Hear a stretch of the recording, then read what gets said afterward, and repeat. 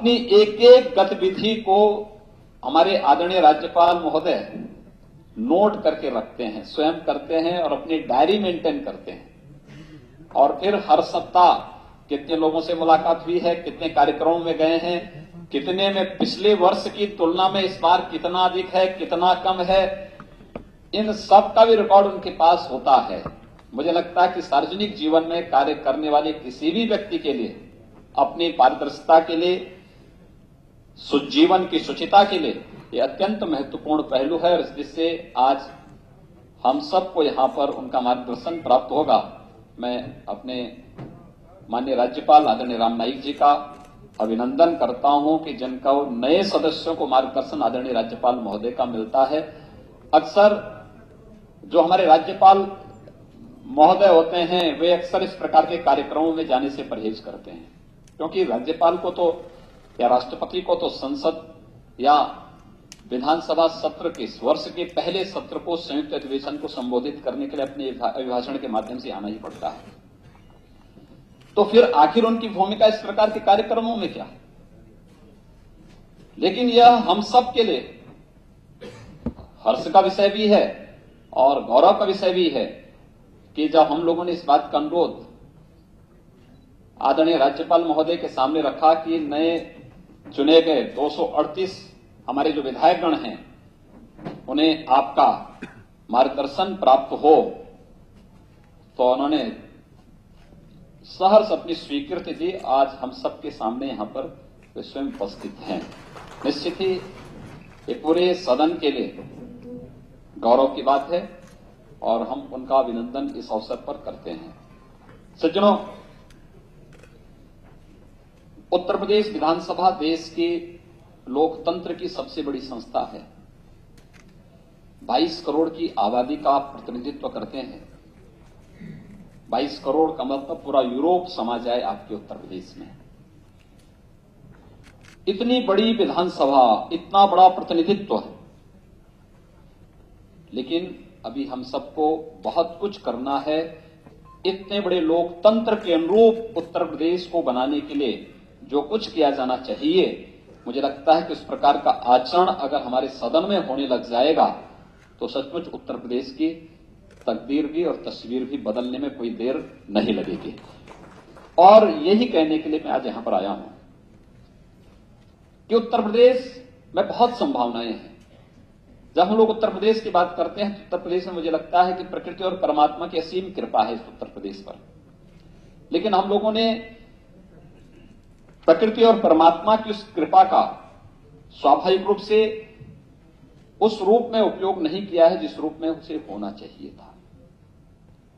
कोई बात तो होगी। लोकतंत्र में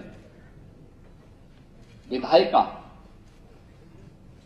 का अपना महत्व है और जिस 3 पायदान पर लोकतंत्र खड़ा है, इसमें संसदीय लोकतंत्र में विधायिका की भूमिका को कोई नकार नहीं सकता है। लेकिन विधायिका के सामने एक विश्वसनीयता का संकट भी खड़ा हुआ है और विश्वसनीयता का जो संकट खड़ा होता है अक्सर आप देखते होंगे और मैं अक्सर इस बात को महसूस करता हूं और महसूस किस रूप में करता हूं। एक बार मुझे एक बहुत बड़े नौकरशाह के साथ मेरा एक बात को लेकर हल्का विवाद हुआ। एक संसदीय कमेटी में हम लोग गए थे। वे पहले नौकरशाह थे, बाद में सांसद हो गए थे, हमारे साथ कमेटी में थे। नहीं, उस समय वह कमेटी के किसी कार्यक्रम में वह आए थे, उस समय संसद नहीं थे। तो उन्होंने बहुत अटपटी बात हमारे माननीय सांसदों के प्रति की, संसदीय परंपरा के प्रति की। तो मैंने उनको टोका और मैंने उनसे इस बात को कहा, मैंने कहा मैं आपकी बात से सहमत नहीं हूं। मैंने कहा कोई संसदीय लोकतंत्र में कोई एक संस्था ऐसी है कि जो सचमुच जवाबदेह है तो वह विधायिका है। उन्होंने कहा कैसे आप कह रहे हैं? मैंने कहा भी अगर हम जिस जनता ने हमें चुना है, जिस उद्देश्य से चुना है, उसके अनुरूप कार्य नहीं करेंगे तो हमें 5 साल में जनता के बीच में पुनः जाना होता है। जनता पुनः तय कर देती है कि कि हम जवाबदेह हैं या नहीं हैं। अगर नहीं है तो जनता को अधिकार है कि हमें फिर से वापस भेज दे, हमें फिर से न चुने। लेकिन क्या अन्य जगह है? हम क्या उम्मीद कर सकते हैं कि किसी न्यायाधीश को एक बार बना देंगे तो न्यायाधीश 5 साल के बाद पुनः जनता के बीच में जाएगा? कभी नहीं। क्या हम किसी अन्य संस्था के बारे में, कार्यपालिका से जुड़े हुए किसी अन्य उस पर इस बात को कह सकते हैं? कभी नहीं। आखिर यह उस विधायिका पर आप उंगली उठा रहे हैं। और फिर मैंने उससे कहा, मैंने कहा इस देश में न्यायपालिका से रिटायर होने वाला व्यक्ति भी चाहता है कि मैं सांसद बन जाऊं, आर्मी का जनरल भी चाहता है मैं सांसद बन जाऊं, कोई बड़ा नौकरशाह भी चाहता है कि मैं सांसद या विधायक बन जाऊं, लेकिन उंगली फिर भी उन्हीं पे उठती है, विधायक पे, सांसद पे। ये उंगली क्यों उठती है? लेकिन है कुछ तो बात है, जहां संभावनाएं हैं वहीं पर उंगली उठने की गुंजाइश भी होती है। और मुझे लगता है और कुछ अच्छा किए जाने की आवश्यकता है, और वह संदेश हम दे सकते हैं अपने सदन के माध्यम से। सदन एक मंच है, आपको अपने आप को निखारने का एक बहुत सुंदर स्थान है, जहां पर आपके द्वारा कही गई बात आने वाली कई पीढ़ियों के लिए मार्गदर्शन का कार्य कर सकती है। आने वाली कई पीढ़ियां उसको देखेंगी, क्योंकि वह तो फिर जो आपने कही बात, वह आने वाले समय में इस विधानसभा की प्रॉपर्टी होगी, विधानसभा की लाइब्रेरी में जाएगी। लाइब्रेरी में कभी आपके बारे में या किसी उस मुद्दे के बारे में कोई व्यक्ति, कोई रिसर्च स्कॉलर कुछ शोध करना चाहता है, उसके बारे में कुछ कार्य करना चाहता है, तो कहीं ना कहीं आपके द्वारा कही गई बातें उसके सामने आएंगी। और फिर आप क्या हैं क्या नहीं हैं तब नहीं देखेगा, आपके द्वारा क्या कहा गया, किस प्रकार का आचरण किया गया, वह आपके व्यक्तित्व का निर्माण आने वाली पीढ़ी के सामने प्रस्तुत करेगा। इसलिए इस बात को हमेशा ध्यान रखने की आवश्यकता है। यह सदन लोकतंत्र की आधारशिला तो है ही, हमारे स्वयं के व्यक्तित्व के निर्माण का भी एक महत्वपूर्ण साधन है। और इसलिए इस बात का प्रयास होना चाहिए कि जब हम सदन में अपनी कोई बात रखें तो रखी जाने वाली बात नियमों के दायरे में हो, एक निश्चित मर्यादा में हो, हमारा शिष्टाचार और हमारी सदाचारता वहां पर कहीं भी हमारे धैर्य को खोते हुए न दिखती हो। इस प्रकार की स्थिति अगर हम पैदा कर सकें तो आने वाले समय में अन्य पीढ़ियों के लिए हम एक आदर्श प्रस्तुत कर पाएंगे। और यह चुनौती हम सबके सामने है। मैं इस बात को देखता हूं, अक्सर मैंने इस बात का अनुभव किया है कि अगर हम नियम के दायरे में कोई बात सदन में रखते हैं, बहुत चिल्लाने की बजाय, शोरगुल करने की बजाय, बेल में आने की बजाय, अगर हम एक दायरे में रहकर के नियम के अंतर्गत अपनी बात को कहते हैं तो ज्यादा महत्वपूर्ण होती है, ज्यादा प्रभावी होती है, और उसके माध्यम से हम बड़ी से बड़ी समस्याओं का समाधान का मार्ग निकाल सकते हैं। मैंने देखा है, मैं तो गोरखपुर से सांसद रहा हूं और संसद के रूप में, संसद के सदन के रूप में मैंने इस बात को देखा, जब हम लोग संसद में नियम के दायरे में रहकर के जब कोई बात भाग रखते थे वो प्रभावी होती थी, उसका समाधान निकलता था। गोरखपुर में एक बड़ी झील है, उसका नाम है रामगढ़ ताल, लगभग 1400 एकड़ क्षेत्रफल में फैली हुई है। गोरखपुर महानगर का पूरा कचरा, जितना सीवेज, पूरा ड्रेनेज उसमें उड़ेल करके उस झील के अस्तित्व को एक प्रकार से समाप्त सा कर दिया गया था, पूरी जलकुंभी से भरी पड़ी थी। एक बार गंगा यमुना, गंगा जी की, गंगा और देश की उन बड़ी नदियों के प्रदूषण से संबंधित एक मामले को मैंने अपने कॉलिंग अटेंशन से संसद में रखा। मुझे केवल गंगा की निर्मलता को लेकर के, अविरलता को लेकर के था, क्योंकि उस समय टिहरी में डैम बना करके गंगा को अवरुद्ध सा कर दिया गया था, आंदोलन हो रहे थे। मेरे पास लोग आए, क्योंकि मैं इस अभियान के साथ स्वयं जुड़ा हुआ था, तो उन्होंने कहा कि सब संसद में तो मुद्दा ही नहीं उठ रहा है। मैंने कहा नहीं, मैंने दिया है और नियम के दायरे में उसके अंतर्गत आएगा, हम इसको उठाएंगे। मैं स्पीकर से स्वयं मिला और लोकसभा स्पीकर से मैं, श्रीमती मीरा कुमार जी उस समय स्पीकर थी, मैं उनसे मिला, मैंने उनसे अनुरोध किया, मैंने कहा ये मामला इस प्रकार का। उन्होंने कहा तो बहुत अच्छा मुद्दा है। मैंने कहा मैं बहुत पहले से दिया हूं लेकिन आज तक मुझे मौका मिला नहीं। उन्होंने कहा ये तो मेरी पसंद का मुद्दा है, अगर आप इसको उठाते हैं तो मैं आपको परमिट करती हूं। और उन्होंने अगले दिन ही मुझे उस पर मौका दिया। बहुत अच्छी बहस हुई। गंगा जी की अविरलता और निर्मलता को लेकर के था, उसी में मुझे जो उस पर बनने वाले डैम थे उसके मुद्दे को उठाना था।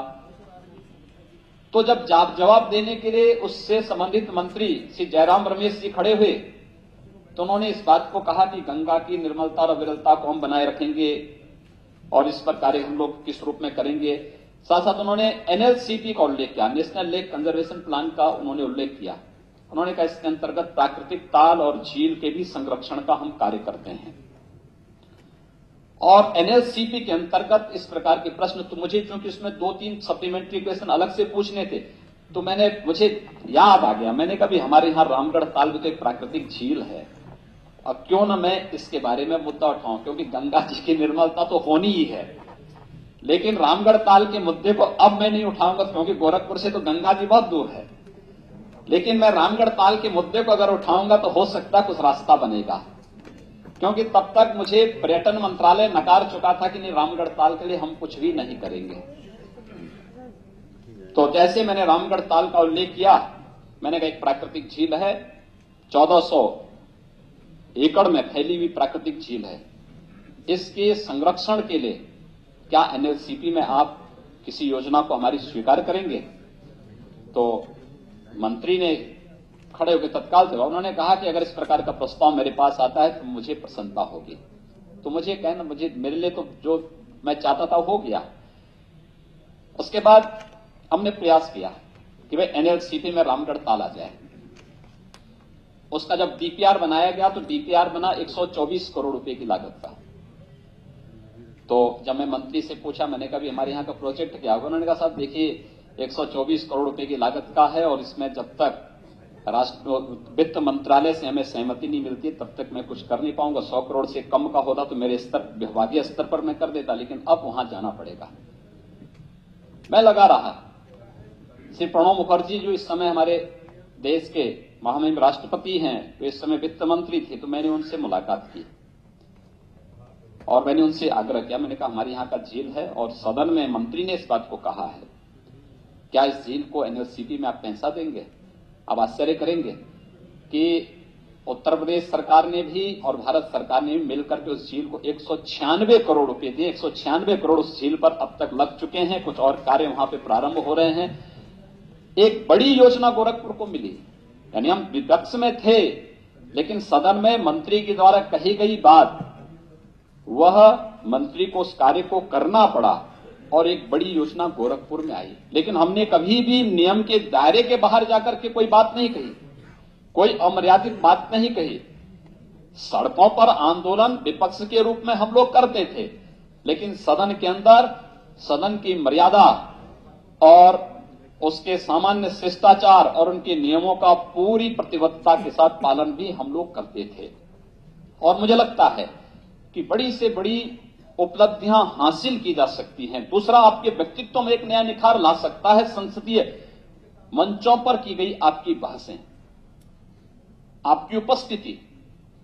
आज क्यों हमारा जनप्रतिनिधि इतना मेहनत करते हुए, अगर आपके क्षेत्र में कहीं आग लग जाएगी, रात 12 बजे लगेगी तो भी आप जाएंगे। आपके क्षेत्र में कहीं कोई दुर्घटना हो जाएगी, कोई डीएम एसपी जाए न जाए लेकिन आप जरूर जाएंगे। आपके क्षेत्र में कहीं जल जमाव हो जाएगा तो आप जाएंगे। कहीं किसी के सामने कोई समस्या हो जाएगी तो आप जाएंगे। कहीं कोई मरनी करनी हो गई तो भी आप जाएंगे। कोई गरीब व्यक्ति आपके पास आएगा, आपके पास पैसे का कोई साधन नहीं, तो भी आपको अपने खर्चे से पैसा काटकर उसको सहयोग करना ही है। इससे बड़ी जवाबदेही और क्या है? आप जा रहे हैं, हर संकट में खड़े हो रहे हैं, लेकिन उस सब के बावजूद संकट में खड़ा होना, न दिन देखना, न रात देखना, न सर्दी देखनी, न गर्मी देखनी, न बरसात देखना, ना बाढ़ देखना, ना सूखा देखना। जब भी आप कहीं संकट में किसी को देखते हैं, अपनी उपस्थिति को वहां दर्ज कराने का प्रयास करते हैं, और उस सबके बावजूद आपको जवाबदेह नहीं माना जाता है। ये क्या कारण है? इस पर सोचने की आवश्यकता है। और यह एक जो व्यवस्था है या विश्वसनीयता का जो संकट हम सबके सामने खड़ा हुआ है, इसमें कहीं ना कहीं सदन में हमारी अनुपस्थिति भी एक कारण है। सदन में किसी नियम और किसी मर्यादा के परे आचरण जब हम लोगों के द्वारा होता है, वह भी एक कारण है। और तीसरा, जो जनप्रतिनिधियों पर अक्सर भ्रष्टाचार के आरोप लगते हैं, यह भी उसका एक कारण है। क्योंकि गंदगी एक व्यक्ति फैलाएगा, लेकिन उसके कारण बदनाम पूरी व्यवस्था होती है।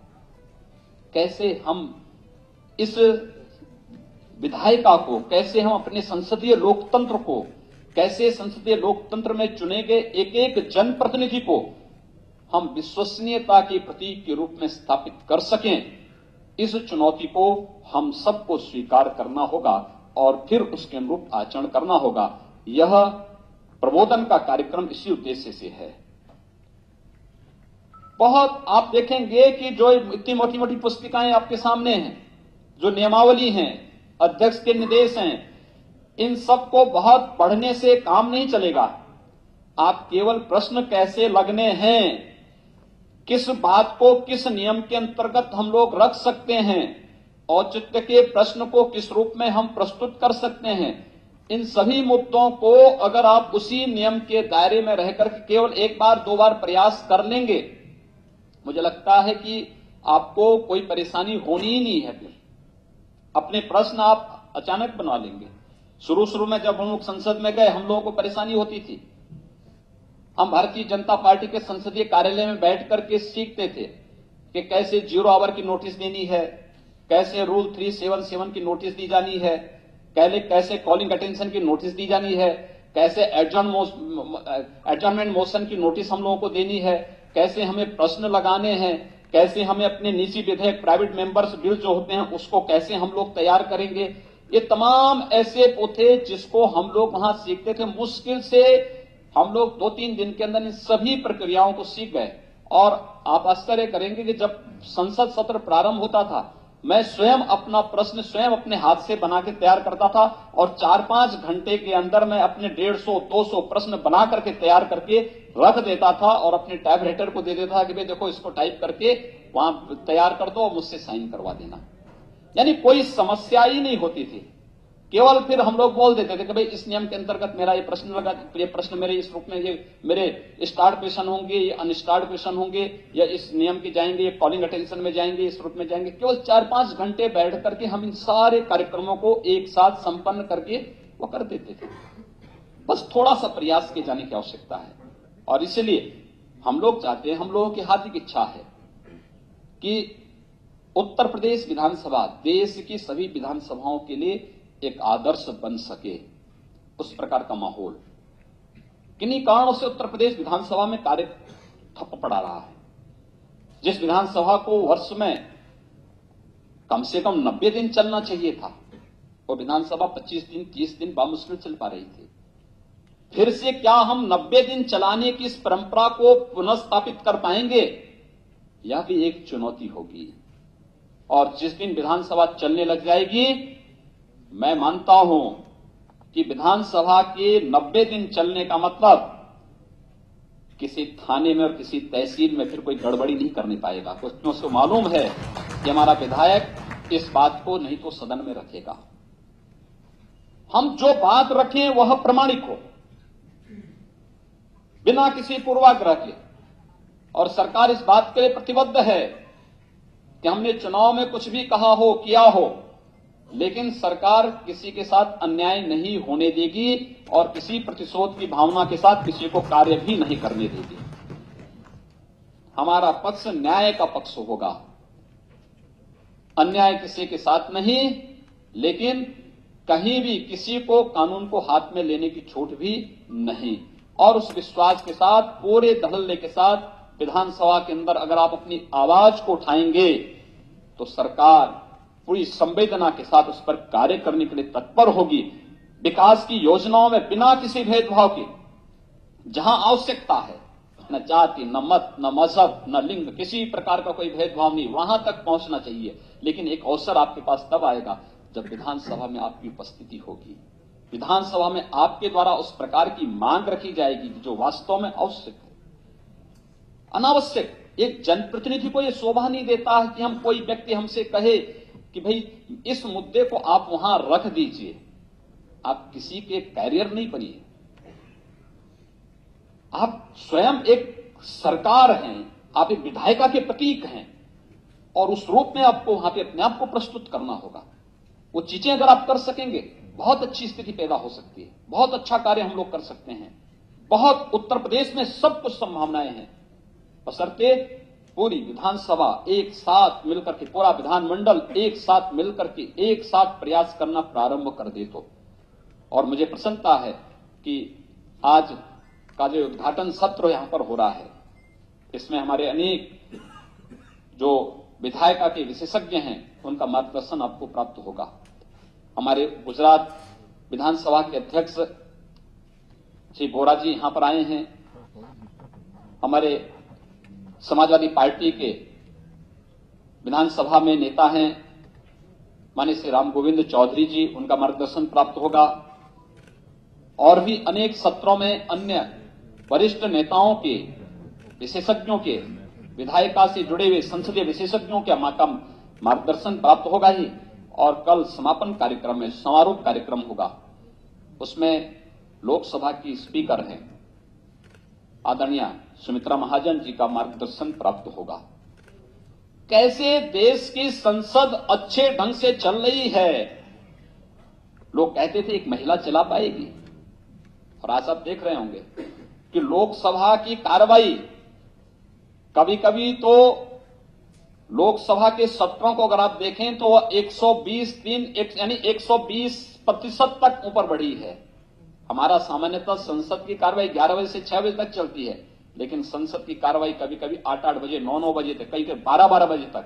और एक बार तो जब बजट पे चर्चा होती है संसद में, तो 11 बजे से जो शुरू होती है वह अगले दिन 10 बजे तक चलती है, रात्रि भर चलती है संसद।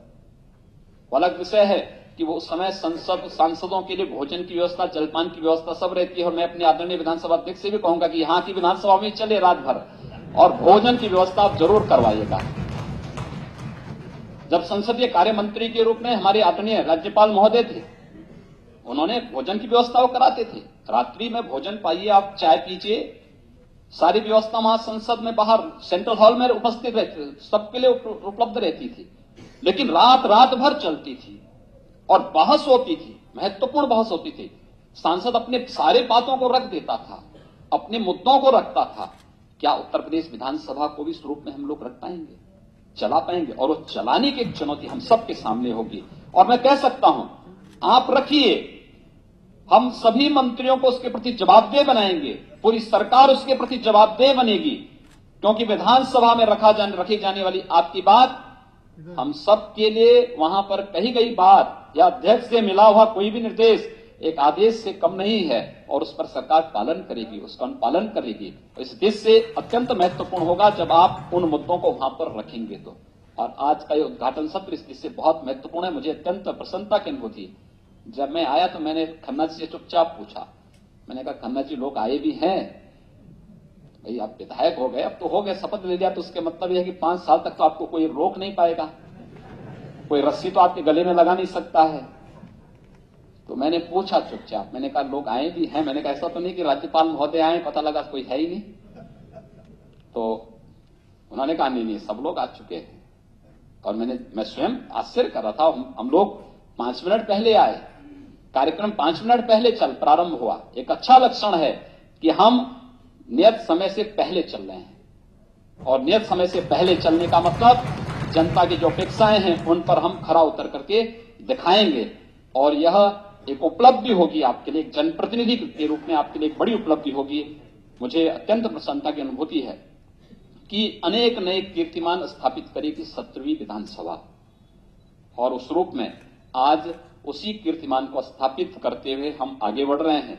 जब पहली बार कोई राज्यपाल अपने विधायकों को अपनी संसदीय मर्यादा और आचरण का पाठ पढ़ाने के लिए स्वयं उपस्थित हुआ हो, ये पहली बार हो रहा है और मुझे लगता है कि एक अत्यंत हम लोगों के लिए आनंद की अनुभूति का क्षण है। मैं इस अवसर पर अपने माननीय राज्यपाल आदरणीय राम नाईक जी का, अपने सभी अन्य आदरणीय अतिथियों का अभिनंदन करता हूं। आप सभी निर्वाचित माननीय विधायकों का, मंत्रियों का, सभी का मैं अभिनंदन करता हूं।